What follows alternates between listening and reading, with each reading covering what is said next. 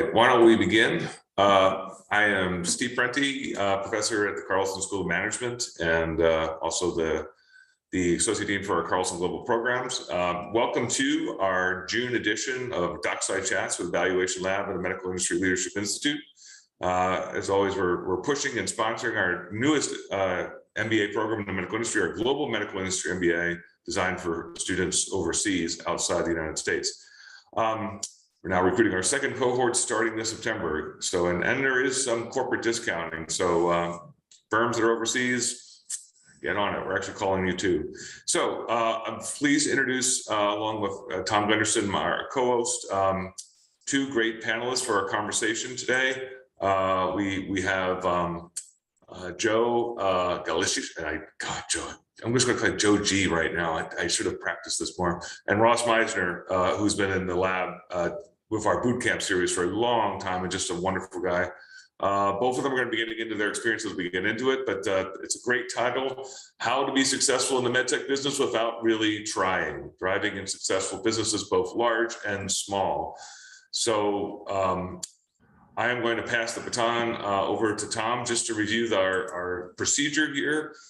Basically, we have 30 minutes that's on the record, and that will be concluding at 12:30 Central Time, and then another half hour of off the record. We're going to stop recording at that point, and questions can come in pretty much when we go off the record. When you do ask your question, just raise your hand or put your camera on so we can see you, so we know what's going on. And with that, I will pass the baton over to Tom. Thanks, Steve. For those who don't know me, I'm Tom Gunderson. I'm in the Executive in Residence program at Millie and an advisor to the Value Lab. And we enjoy doing these monthly fireside or dockside chats virtually. And I am very happy to have Ross and Joe Galatowitsch here to talk a little bit. We could talk all afternoon. These guys are fascinating from not only what they've accomplished, but the journey that they went through to get to those accomplishments. And just as a little bit of background, if we go prior to sort of their business work, is Ross got an engineering, electrical engineering degree at DeVry University. Joe got his engineering, biomedical engineering at Marquette University. Ross got an MBA at MIT. I love the all letters part of that. And Joe got his MBA at St. Thomas. So with that, rather than me talk about what they've done, let's hear a little bit background from Joe on the beginning of this journey, starting with Medtronic. Hey everyone, thanks for joining us. And I see some familiar faces out there. Hey all. Tom and Steve, thanks for the opportunity to be here, of course. And we had this journey, a kind of an interesting journey, I think. When we started Medtronic, I started in 2000. I came from 3M. I had spent 20 years at 3M, most of that in medical supplies versus advanced med tech. So boom, I go to Medtronic, and instead of tape and gauze, we're talking, pacemakers and defibrillators. All med tech, but different ends of a spectrum for sure. And one of the roles I had initially there was around this new idea of market development. How do we not just put out great products, but how do we think about driving, clinical adoption for medical therapies, advanced medical therapies? And that just became, sort of a mission for me and for a cohort within Medtronic to kind of figure out how to do this. It was the Wild West. We were, really kind of building out infrastructure and trying different things, but Medtronic had, in essence, unlimited amounts of money. And we were throwing it liberally at any idea that could, stand up for 2 seconds. And in the end, of course, when we saw it, what was happening, we realized that none of it had any traction.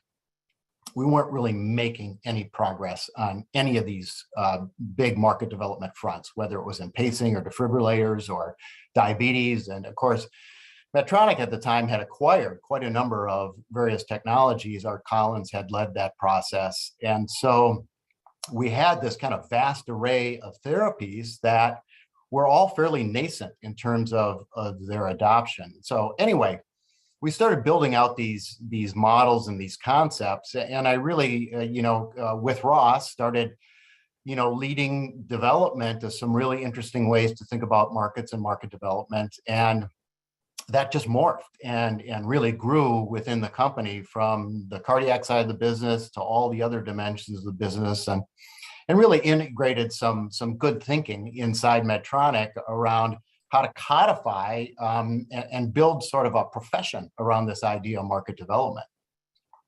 And it wound up really becoming formalized under a program called Patient Access Acceleration. And that really took off around 2004. And in fact, today is still very active within Medtronic. It's one of their core programs, almost like a Medtech version of Six Sigma, but very focused on really three dimensions of driving clinical adoption. One is understanding the landscape of the market, really the contours of the indicated patient population. Second is how to drive clinical behavior change. And the third is really developing predictive models around all of that. And so, that became a big driver of my work and Ross's work throughout our tenure at Medtronic. And then, after kind of 7 years of that, it kind of came to me and Ross can speak to his, pivot in that regard, to a point in time where I was, really kind of played out the PAA institutionalization across Medtronic. We had trained thousands of people across the company. We had really built this infrastructure, and it became kind of what's next for my career, which, maybe occurred a bit later in life than, for other people. So I was almost 50 at the time of that epiphany. And I went to Bill Hawkins, at the time the CEO, and I said, look, this is something I really want to pursue, to kind of take this idea of market development as a discipline and pivot it outside and start a consulting firm.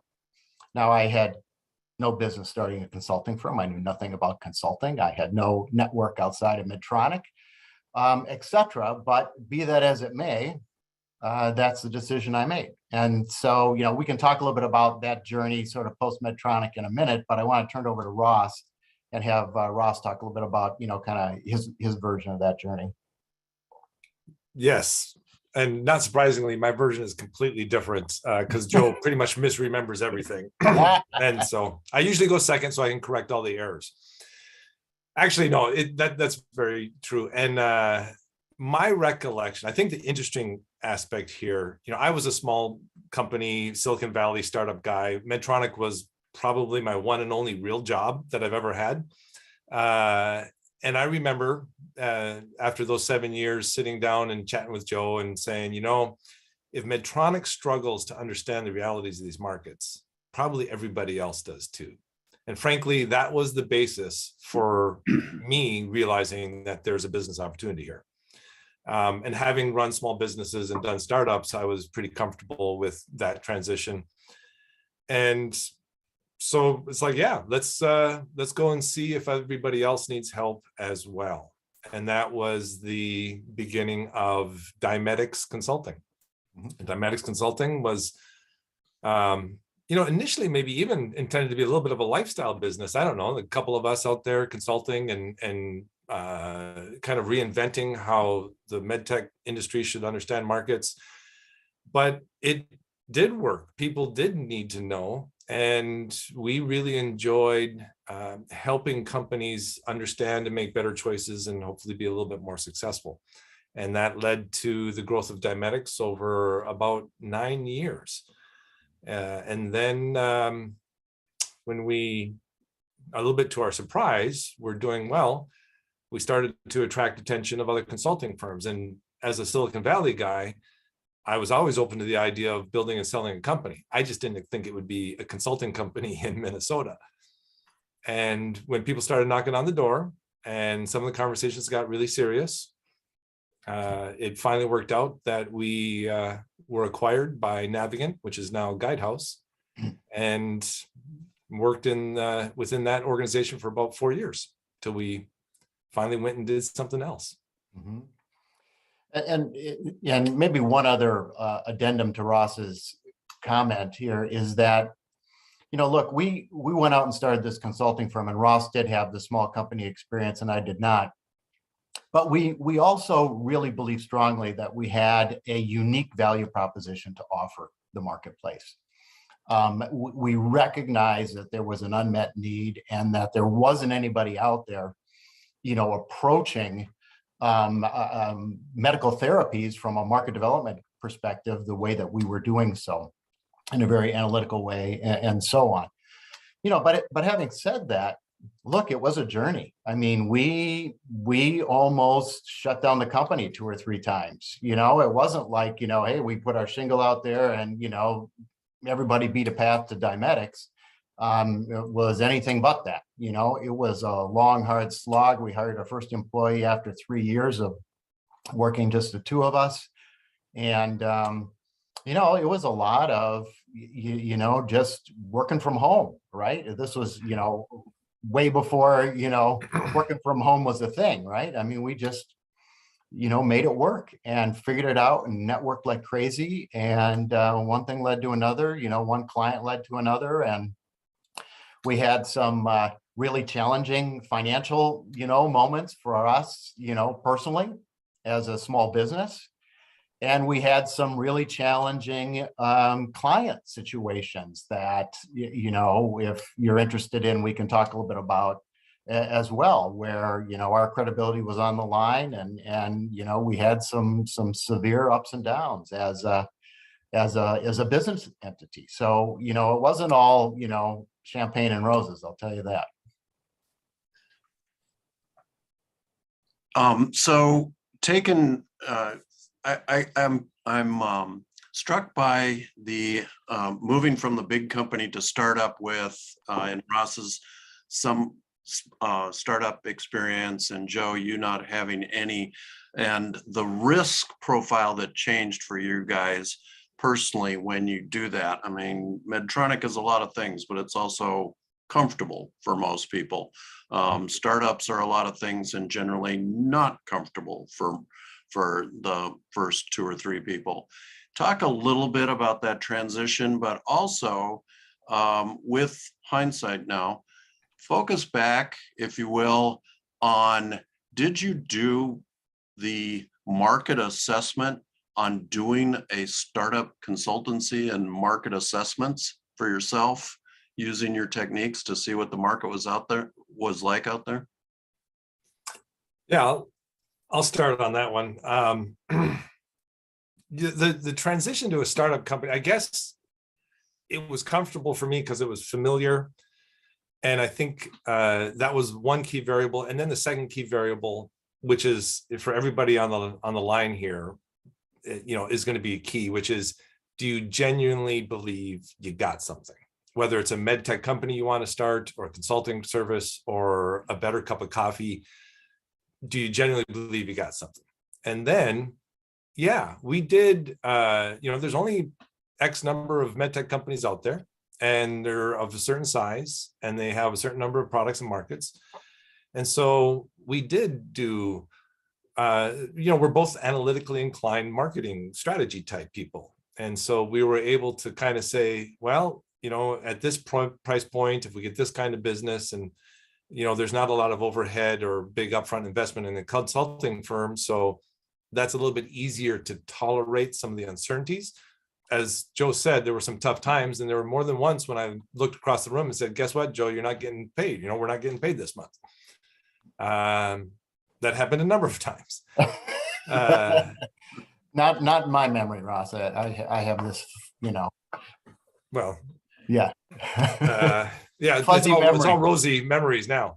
Yeah, exactly. So yeah, so we did, but at the same time, you got to make the leap. and you got to be comfortable. And you could do the analysis, risk weighted income over time, backloaded versus steady state at Medtronic. You just kind of make the personal choice.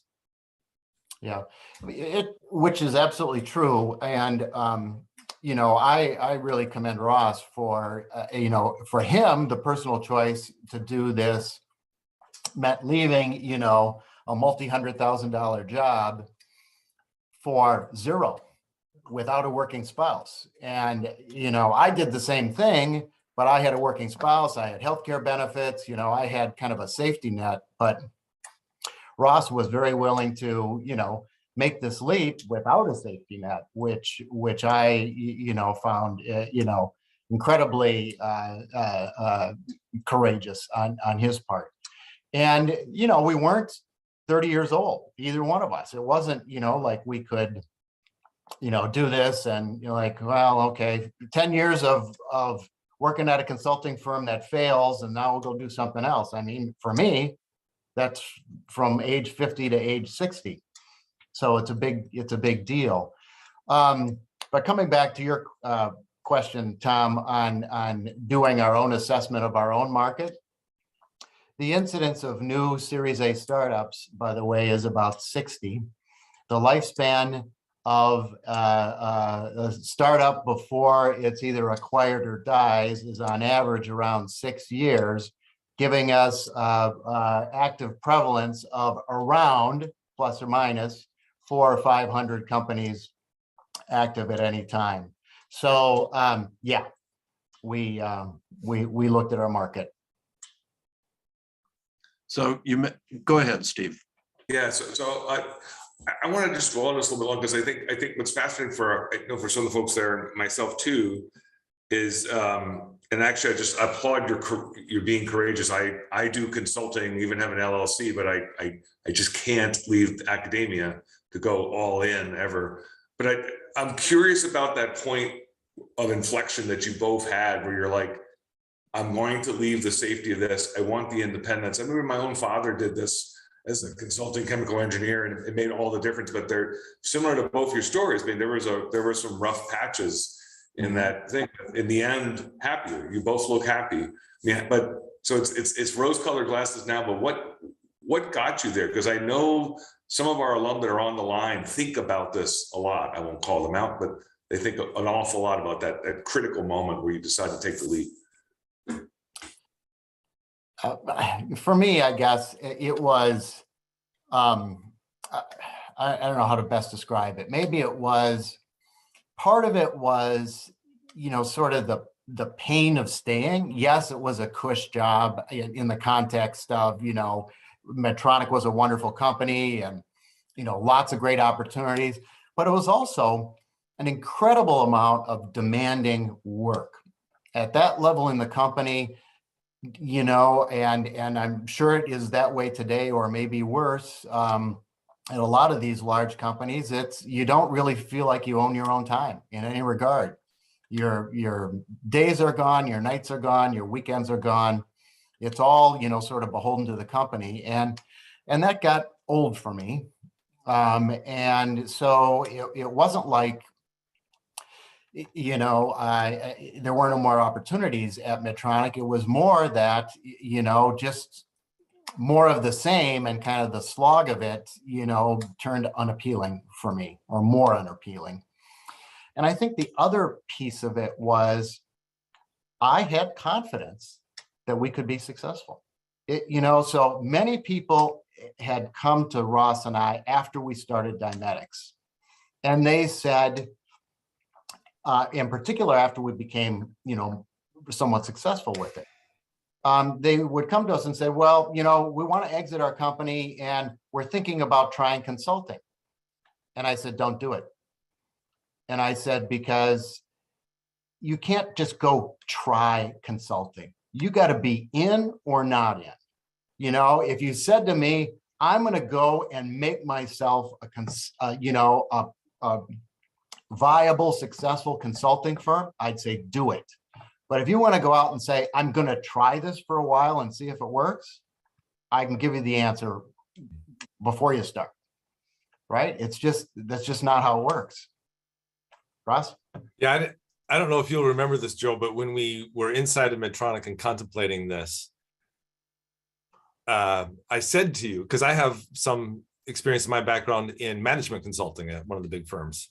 Yeah. And I told you, I hate consulting. I do remember that. Yes, I do remember. And I did. It was just a miserable lifestyle, and it's a tough model, and right. And yet this was not consulting. So to characterize, it is consulting, but to characterize Dynetics as a consulting firm, is to mischaracterize a little bit, because it was a product, it was a service, it was unique, and it was fascinating to do and novel. And that's why we were pretty confident. Now, the second thing, when people come and talk to us and say, oh, we're thinking about that, or how did you do this, or why, is don't come to me for career advice. All right. That is a mistake, because if you look, and I've plotted this out, if you look at my income over time since I graduated undergrad, it is a sawtooth. It goes up and it slams down. It goes up and slams down, because I'm like, oh, that looks fun. I'm going to go do that. And then I take a huge hit, and you work your way up and you get valuable. And then it's like, oh, maybe I'll try that. Wham, your income. So don't ask me for career advice. I just kind of do what looks interesting and challenging. And I've been fortunate that it has had some economic success along the way. Maybe one other point to build on Ross's point about consulting firm. The other thing that we decided when we first founded Dynetics was we were not going to be that consulting firm. In other words, the consulting firm that tell us what you want to hear, and we'll just feed that right back to you, and show us. Or your that watch, will do we'll anything for a dollar. We'll tell you what time it is. What's that, Russ? Right. Or the consulting firm that will do anything for a dollar. Yeah, exactly. Right. We did a certain thing, and if you don't want that, go talk to somebody else. Yeah, and that had some risk, because there were some clients who wanted a screwdriver and we were a wrench, and we had to pass on those opportunities. But in the end, it was proven to be smart for us. We were able to stick to our knitting. We were able to stay focused. We were able to develop a brand around our unique competency. And, look, nobody buys a consulting firm, right? Consulting firms just don't get acquired. And the only reason we did, for some very interesting multiples, was because we had this unique value proposition. We had a product. We weren't just Joe and Ross selling our expertise. We had this methodology that was scalable. And so that became, the valuable entity that got acquired. Joe and Ross didn't get acquired as much as really that algorithm, that methodology. Almost intellectual property, basically. Yeah, exactly.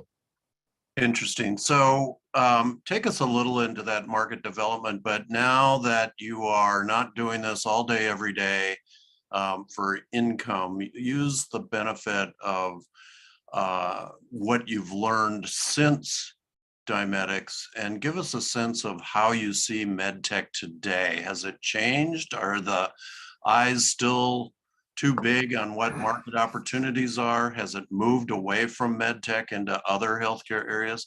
What do you guys talk about when you're thinking about, gee, if we were doing this today, we would be doing fill in the blank? Well, I'll start. Joe talked a little bit about the business, but I think in hindsight, you can kind of look back at what we learned after doing this for over a decade, well over a decade, and say basically, there's a few realities you can't escape from. The market is probably not as big as you hope it is. The market's going to be harder to be successful in than you realize, and success is going to take longer than you planned. Those are the generic takeaways from intense detailed modeling of hundreds of factors and stuff that we do. And the bottom line is, it's still a hard market. It's probably even harder now with reimbursement and some of the other things. And shifts take place. Everybody used to go to Europe to get started, and now it makes more sense to start in the US. And you guys know a lot of that better than I do. It's hard to say what else is going on. I'm still primarily in the Medtech space. I think there's still opportunity. I think the fourth takeaway is it's still possible. You have to sell your story. And there's pros and cons to that. Joe maybe can have a comment or two on the reality of selling the story versus the reality of a market. But there are still some opportunities in the market, and there are still some technologies that I think are very promising. Yeah, I mean, I agree with all Ross's comments. I don't know that I would have, too much more to add. I think a lot has not changed about the difficulty in advancing medical therapies. I agree with Ross, it's gotten harder, but it was always hard. It was never easy. And I think there still is this tension of sort of selling the big story and the big markets, and the venture capitalists, really gravitating to those big markets. And, you got to have funding to survive, and you got to get to the next milestone, and you have to get to the next level of funding. And at the same time, you have to find a way to understand your market and understanding, what patients to target. In particular, one of the tragedies that we saw over and over again was related to clinical trial design, where companies would sort of take this big market, expansive market idea and bake that into their clinical trial inclusion criteria, and then wind up, unfortunately, with a negative trial or equivocal results or whatever it might be, not nefariously, but just, sort of optimistically about, where they think the market could go. But, as Ross mentioned, there's always nuances to the patient population, and it's always more complicated than you think. And so we saw a lot of those, tough situations where companies didn't make it, or companies had to go back and do a second trial or a third trial or a fourth trial until they finally, narrowed to the patient population that was actually going to be responsive enough to be, statistically significant.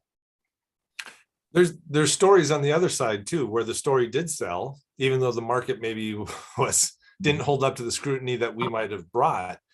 And when I lecture every semester at the Valuation Lab workshop, which is a great deal of fun, I close with one of those examples where, a BPH company was sold for 1.1 billion on some market size assumptions that were extraordinary. And all you can do is tip your hat and say, I don't know how you sold that story to the buyer, but it worked, and nobody asked me my opinion at the time. And so if you've got a good story, that's essential. And occasionally that might even be enough. We are ending up that. And so we'll move to the unrecorded real soon. But as a finisher, I'll just bring up something that you guys mentioned to me in the prep remarks that we did earlier. And that was, I think, Joe, you were quoting somebody and said, in the end, reality can't be fooled. I'm just curious on that BPH. I did this a lot on Wall Street, where things sold for very high amounts, but then 2, 3, 5 years later, the market didn't really appear, and maybe they got resold, maybe they got closed.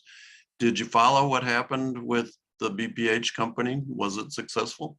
I haven't. That was me quoting Richard Feynman, the physicist. Got it. And one of his pet phrases was, marketing's okay, but in the end, reality can't be fooled. Can I use names? I think it was long enough ago. You have to ask Teleflex how things are going with the NeoTract acquisition. Got it. Because NeoTract had in their pitch deck a $30 billion market valuation. I am unfamiliar. Yeah. There's a lot of prostates out there. Maybe we should go. maybe we should go to the unrecorded part. Jessica, can you turn off the recording for us?